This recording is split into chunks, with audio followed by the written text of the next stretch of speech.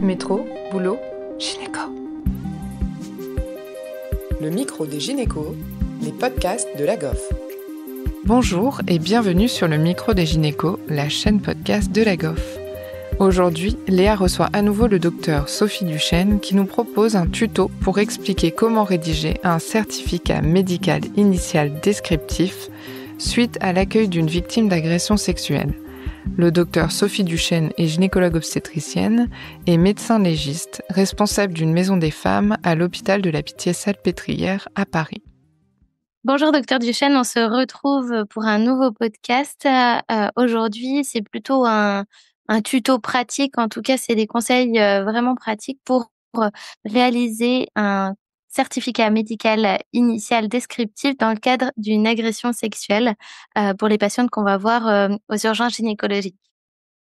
Oui, merci de me poser cette question. Alors déjà, il faut savoir que le certificat médical initial descriptif, c'est valable pour tout type de violence. Donc moi, je vous conseille de savoir maîtriser un petit peu la rédaction de ce type de certificat pour toutes les patientes victimes de violences que vous allez voir aux urgences. Donc certes, agression sexuelle, mais aussi les patientes qui viennent dans un contexte de violence conjugale ou les patientes qui viennent, on le voit assez régulièrement finalement, parce qu'elles ont reçu un coup alors qu'elles sont enceintes ou quoi que ce soit, et comme elles sont inquiètes pour le devenir de sa grossesse, elles viennent aux urgences, mais là, ça reste quand même des violences, même si c'est une fois et hors contexte sexuel. Donc, voilà, faut vraiment savoir le rédiger. Il faut savoir que c'est une obligation médicale quand un patient ou une patiente vous rapporte des violences de leur faire un certificat.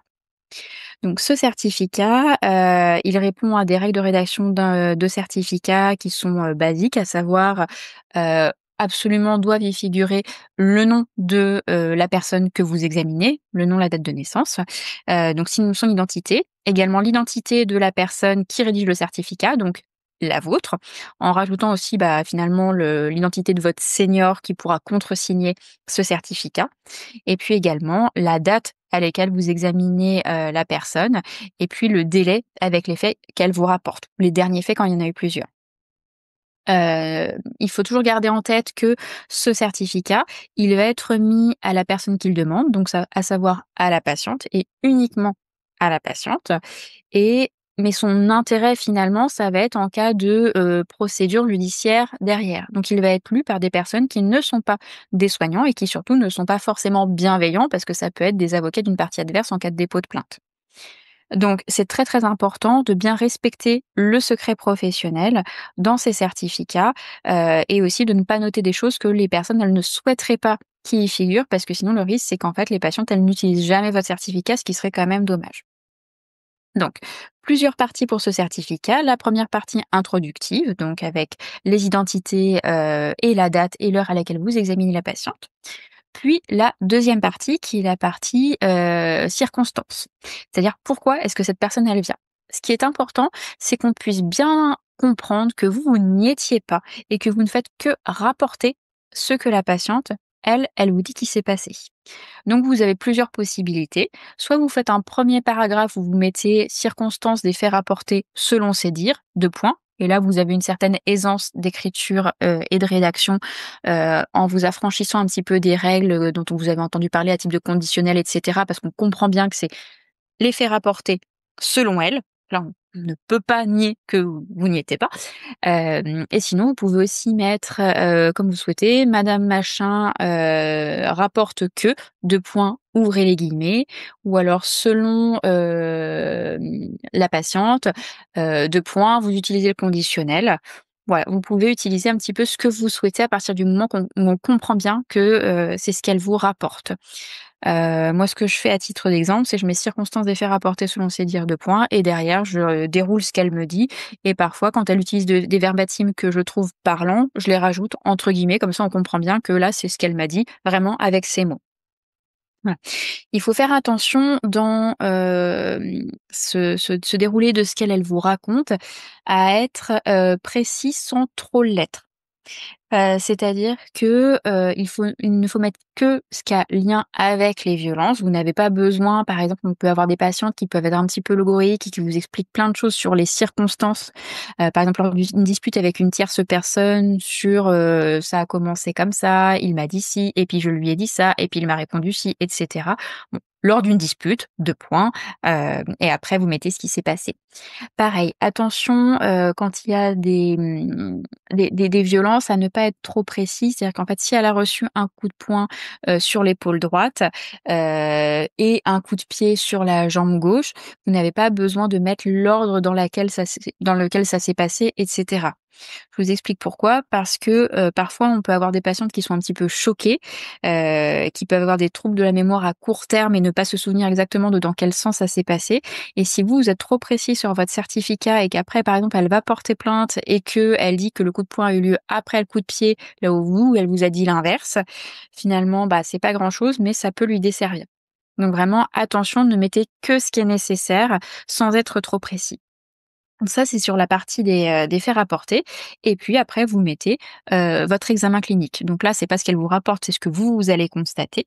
Donc moi, je vous conseille toujours de mettre, immédiatement après le début du paragraphe examen clinique, le délai entre l'examen et les faits rapportés. Parce que bien évidemment, en fonction de ce délai, on ne va pas voir les mêmes choses et ça sera bien normal. Si la patiente, elle vient vous voir 15 jours après avoir reçu une gifle, eh ben, c'est normal si on ne retrouve pas de stigmate, au niveau de son visage, de la gifle qu'elle rapporte avoir eue. Donc ça explique quand même.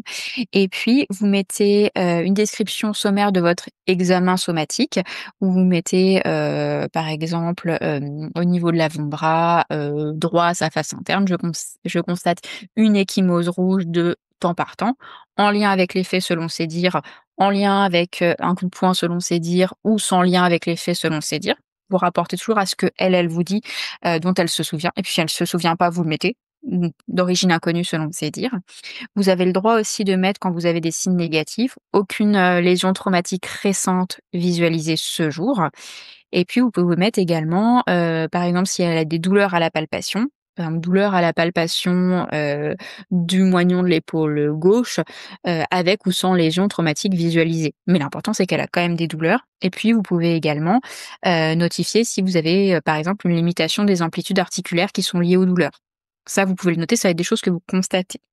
Donc ça va être pour l'examen, clinique.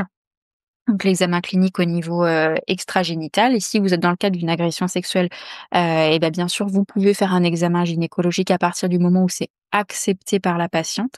Ça paraît bête, hein, mais c'est quand même très, très important parce qu'on a des patientes qui viennent de subir une agression et qui ont pas du tout envie, d'avoir un examen gynécologique et bah, c'est bien évidemment à respecter et vous mettez, par exemple, l'examen gynécologique, non réalisé car non souhaité et ça, c'est OK. Le but, c'est vraiment pas de retraumatiser les patientes et puis, il faudra toujours aussi se poser la question, si vous faites un examen au niveau gynécologique, dans le cadre d'une agression sexuelle, donc l'examen vulvaire peut avoir un intérêt, l'examen au spéculum, c'est beaucoup plus rare.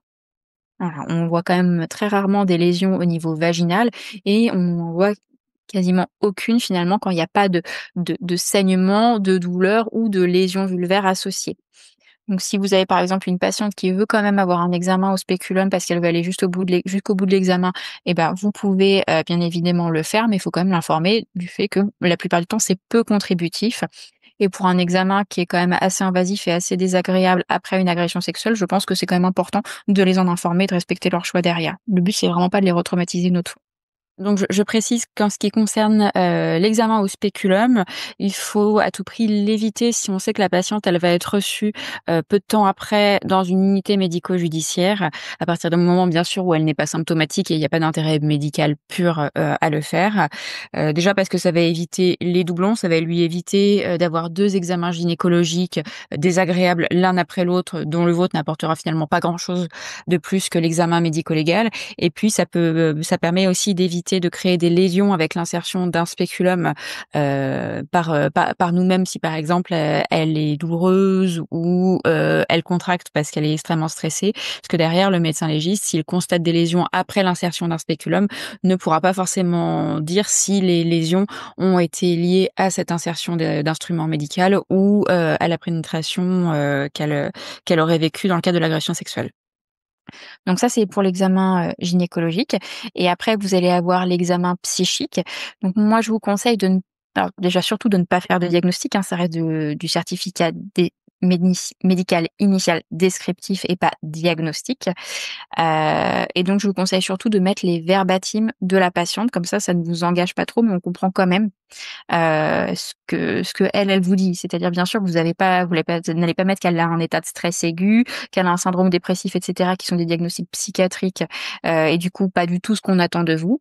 Mais par exemple, vous pouvez mettre que, vous avez une patiente qui pleure, vous avez une patiente qui va vous dire, si par exemple elle a des idées suicidaires, si elle a envie, de mettre fin à ses jours, si elle vous dit qu'elle a très, très, très peur, si elle vous dit qu'elle n'ose plus sortir de chez elle, si elle vous dit qu'elle n'arrive pas, à dormir, qu'elle n'a pas réussi à manger depuis les faits qui sont déroulés il y a un certain temps.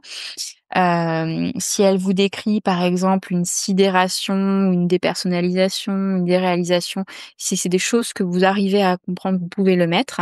Mais il faut vraiment, au minimum, mettre les verbatims au niveau de l'examen psychique, c'est important. Et vous, comment vous vous sentez, ça, c'est vraiment essentiel. Et derrière, vous pouvez plus ou moins avancer en fonction de vos compétences. Mais l'idée, c'est vraiment pas, de ruiner votre certificat avec quelque chose qui est au-delà de vos compétences et qu'on pourrait vous reprocher. Voilà. On peut mettre après les résultats de cet examen également dans les constatations médicales, les résultats des examens complémentaires réalisés si c'est nécessaire. Par exemple, si vous avez une patiente qui est enceinte, vous avez tout à fait le droit de mettre que votre échographie obstétricale, elle est normale, qu'elle ne montre par exemple s'il y a eu des coups au niveau abdominal, qui montrent qu'il n'y a pas d'anomalie à type d'hématome au niveau du placentaire, que vous avez une bonne vitalité fœtale. Après, on reste dans les règles de rédaction des certificats, c'est-à-dire on ne met que ce qui est nécessaire. Et donc, c'est-à-dire que vous aurez pas besoin de mettre sur une patiente qui vient de se faire agresser, l'estimation du poids fœtal que vous allez estimer, est-ce que, il y a une anomalie morphologique, et cetera. Ça, on s'en fiche. Là, ce qu'on a besoin de savoir, c'est s'il y a des conséquences, par exemple, fœtales, à l'agression. Pareil, si vous faites un monitoring fœtal, et que la patiente, elle contracte, alors qu'elle vient de recevoir un traumatisme au niveau abdominal et qu'on est à 32 semaines, et ben là, par contre, vous pouvez mettre que, vous constatez une contractilité utérine au monitoring.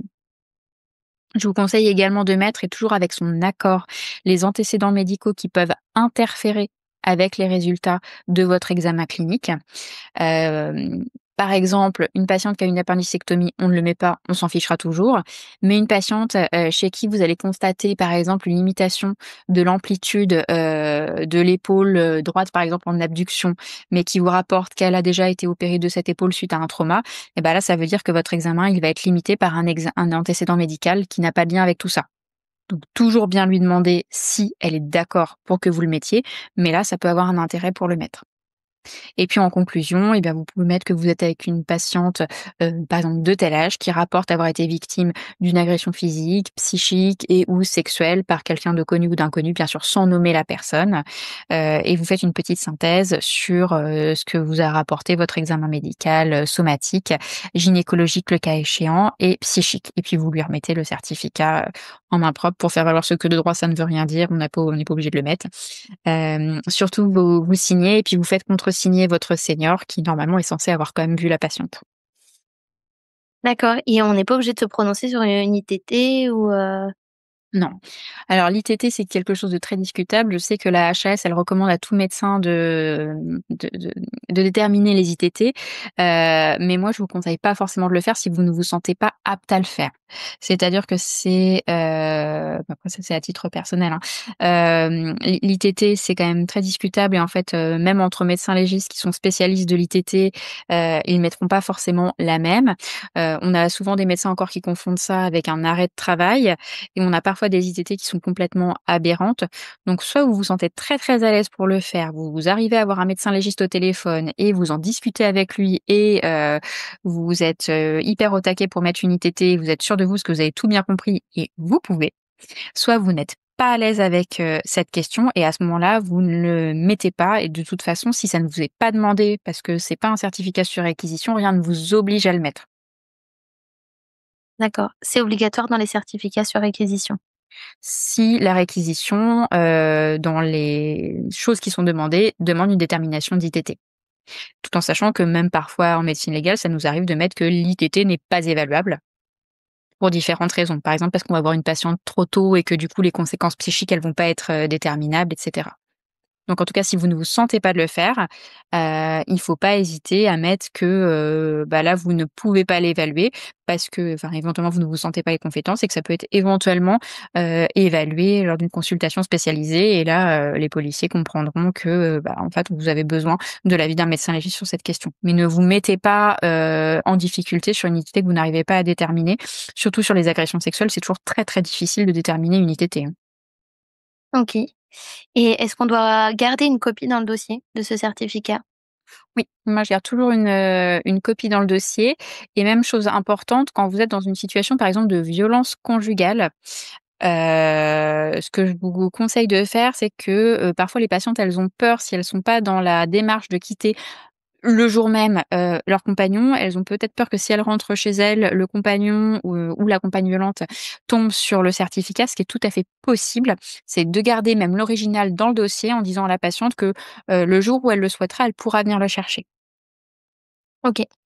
Mais ce que je vous conseille vraiment, c'est de le faire de façon systématique. Déjà parce qu'on est censé le faire et parce que sinon vous allez par exemple être embêté si vous dites que la patiente, elle ne souhaite pas porter plainte et que du coup vous n'avez pas besoin de le faire. Le risque, c'est qu'en fait, elle change d'avis et que 48 à 72 heures après, elle porte plainte et que là, vous ayez une réquisition qui vous demande un certificat. Et là, comme vous n'avez pas forcément posé les bonnes questions, comme vous n'avez pas forcément examiné la patiente, et ben vous allez être bien embêté de dire: «En fait, je peux pas vous en fournir».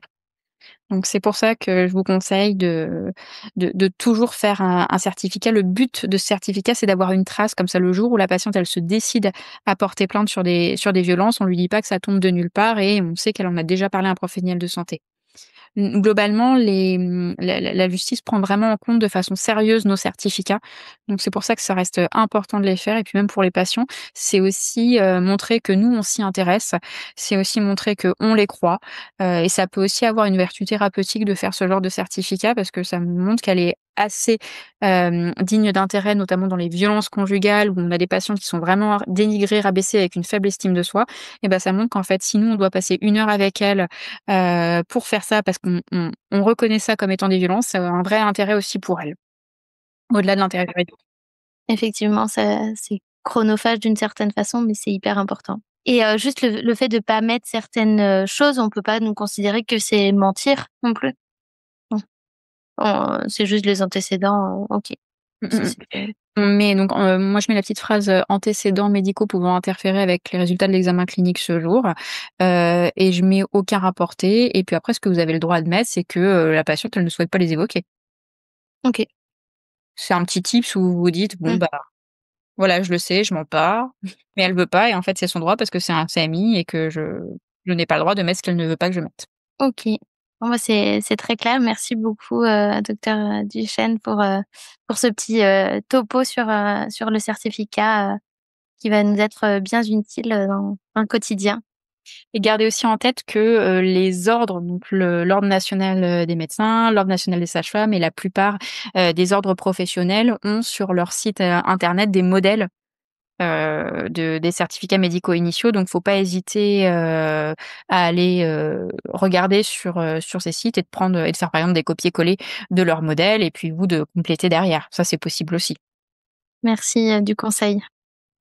Donc du coup, en mot de synthèse, les choses à savoir, c'est que, pour toute patiente qui nous rapporte avoir été victime de violences et qui vient du coup dans ce contexte-là, nous, on a l'obligation de leur faire un certificat, donc à type de certificat médical initial descriptif et ce, indépendamment du fait qu'elles souhaitent porter plainte maintenant ou non. Donc normalement, on est obligé de leur faire. Donc, je vous conseille de mettre 3 principales parties dans ces certificats. La première, vous notez l'identité de la personne, vous notez votre identité et la date à laquelle vous voyez et la date des violences rapportées.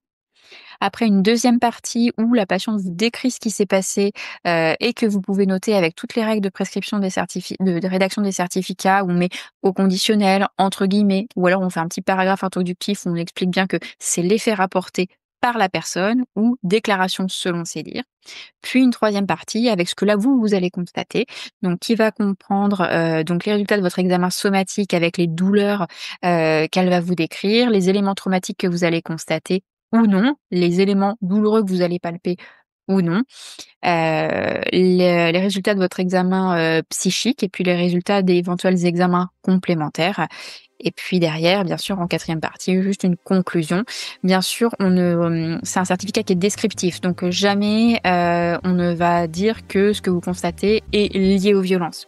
Vous ne le constatez pas. Donc vous, madame, votre patiente vous rapporte des violences, vous constatez telle chose au niveau psychique et ou au niveau somatique, et puis vous concluez comme ça, mais on ne vous demandera jamais de dire que ça c'est lié aux violences. Et la détermination de l'ITT n'est pas du tout obligatoire. Si vous ne vous sentez pas capable de le faire, vous ne le faites pas.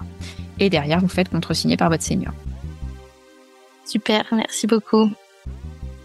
Merci à tous de nous avoir écoutés aujourd'hui. Rendez-vous la semaine prochaine pour un nouvel épisode. Vous retrouverez toutes les ressources et références de ce podcast dans la description et surtout, n'hésitez pas à vous abonner à la chaîne, à lui accorder 5 étoiles, voire même à en parler autour de vous. Métro, boulot, gynéco.